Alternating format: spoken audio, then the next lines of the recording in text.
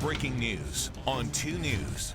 At 6 o'clock, we start with breaking news in Sandy this morning. A massive fire broke out overnight. It affected traffic on I-15. The fire was so big. Yeah, let's get right out to Morgan Saxon now. She joins us live from the restaurant where this big fire first sparked. In the past, this has been a popular restaurant, but it has been vacant lately.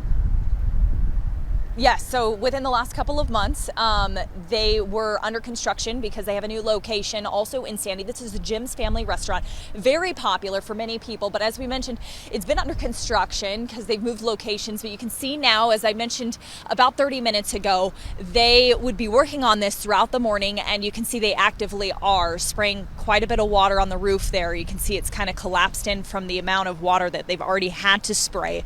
This was actually a 2-alarm fire. It started around 2 o'clock this morning. There were a couple passerbys that called in a lot of smoke. When they arrived, there was so much that they ended up having to call for backup.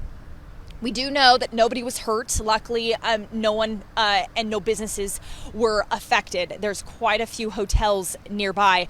But the question this morning is what may have caused this.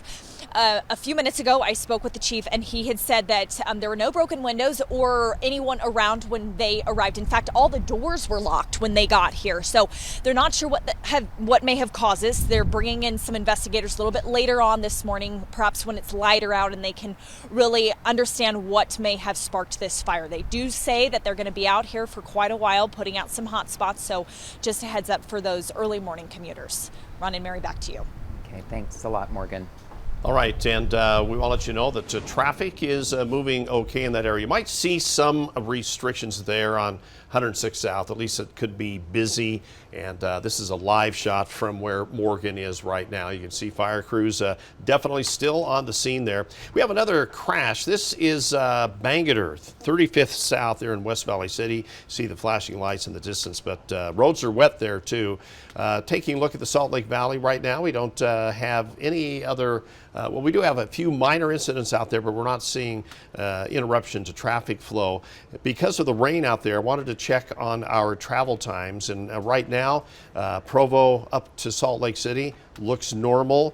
Speeds right above 70 miles an hour. And coming from, or actually Salt Lake to Ogden right now, it looks like everything is running smoothly, but the roads are wet, so you got to watch out for that. Yeah, allow a little bit of extra time, and there's still some rain and smoke in the valley, right, Lindsay? Yeah, there is. That smoke came in right behind that cold front. We got rid of it as the cold front moved in, but it came right back into the lower levels of the atmosphere. That's why you were smelling it so strong.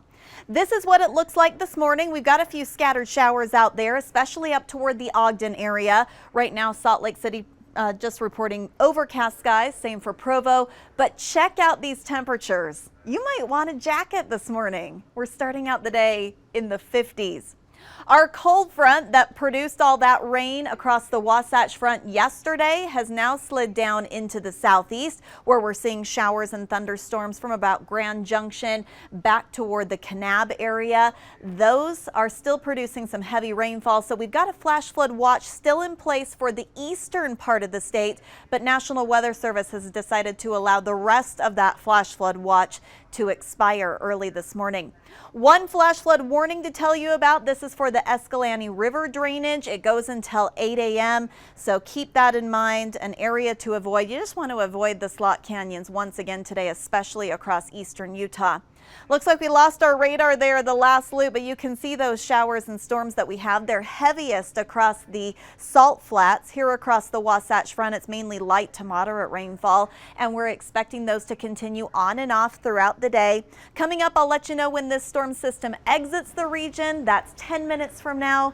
20 minutes from now, I've got your smoke forecast and when we could see some improvement there. All right, thanks a lot, Lindsay. Well, UDOT this morning is warning that you might need to give yourself a little extra time this morning if you use the east side belt, I-215 near 33rd South. Flooding has closed the area down to a single lane heading southbound, and delays of more than 15 minutes are expected. Ariel Harrison is live with how long your commutes could be impacted. Well, right now we know that crews are racing against the clock to get all of those lanes back open there on 215. by 9 o'clock this morning. So that'll obviously be after the bulk of our morning rush hour, unfortunately. But here's why it's closed for the most part.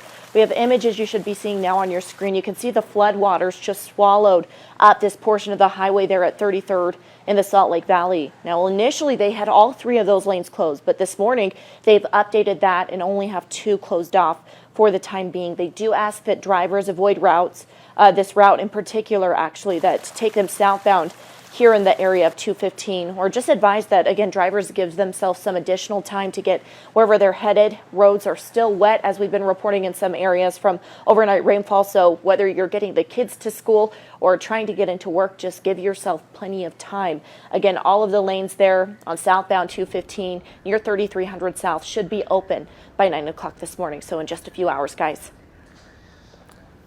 All right, thanks for that update, Ariel. This morning, people in Delta are dealing with the aftermath of this heavy flooding they had yesterday. Yeah, whole neighborhoods underwater. This video was sent to us by Gina Diaz, and you can see big pools of water in the streets and in people's yards and even in some people's basements. Some folks in Delta we talked to said the water flooded their homes within about 10 minutes.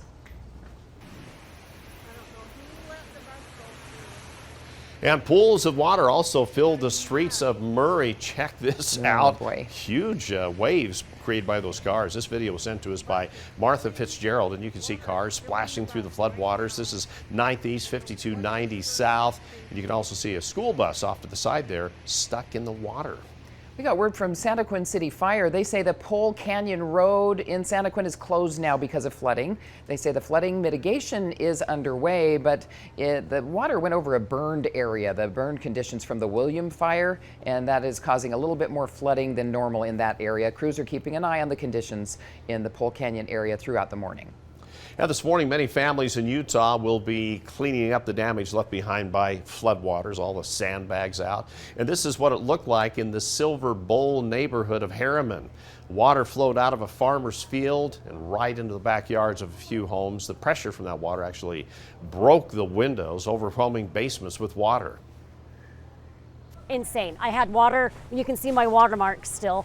Water up to here. Their basement is toast. Mill Creek also ran over its banks and flooded some side roads, as Ariel was talking about. But the flow of the river slowed down overnight. And remember, you can download our free 2 News weather app and keep track of weather watches and warnings in your area. Yeah, and if you can do so safely, show us what you're seeing in your area. Georgia sent us this video, Georgie, from Sandy, flooding down in Sandy. You just use the chime in feature on our 2 News mobile app. You can send us your pictures or videos and we might put them on TV. It is now 7 minutes after 6. Right now, the rain is putting a huge dent in the Parley's Canyon fire in Summit County. It's been a big benefit.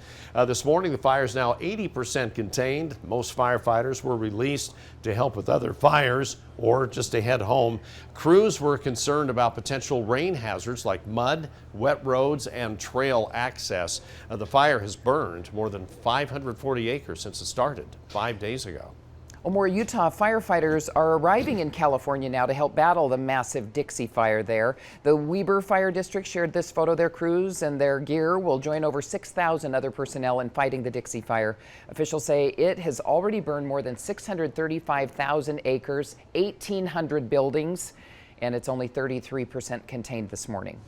Cal Fire says that fire also could actually merge with another fire in the area today. Temperatures are rising, the wind speeds are increasing in that area. And the Caldor fire, that one has burned more than 47,000 acres this week. State officials say with so many wildfires, the resources to battle them are stretching thin. All right, when the kiddos head out to the bus stop, make sure they're dressed a little warmer. Our temperatures at the bus stop forecast will only be in the 50s this morning, and it is going to be another wet morning with a few scattered light to moderate rain showers out there, so the kiddos will also need the umbrella as well. It's all because of this slow-moving storm, which is working its way through the region. The cold front is moving through eastern Utah. The core of the storm is still moving through northern Utah, which which is keeping those few showers going here. As we go throughout the day, we're going to continue to see these on and off showers and storms. This morning, the heaviest rainfall will be right along that frontal boundary in eastern Utah. But this afternoon, we could also see a few pockets of heavier rainfall here across the Wasatch Front too. So it's going to be a chilly, cool, unsettled day across the region. Our highs will only get into the 60s, believe it or not. So definitely not feeling like August, courtesy of this storm. This storm, though, will be moving out as we head toward tomorrow. I'll let you know what the temperatures do as it moves out, plus when our next storm system gets here. And I've got that smoke forecast that I promised you. It's all coming up in less than 10 minutes. Might want to grab a mask just because of the smoke. Because of the smoke, yeah, no wear the kidding. mask outside. A gas mask, To how about protect that? Yeah, that's bad. What a combination, though, rain and smoke. Blech. 10 minutes after 6, still to come, astronomers are unlocking more secrets of the Milky Way, a new feature that is 3 light years long. Now, once again, people in Cedar City are cleaning up a muddy mess. They've had enough, right? The project in the works now that could cut down on the need to pump out gallons of water every time it pours. And how does the U.S. get a hold on the chaos in Afghanistan? After the break, we'll let you know what we know about the plans in place so far.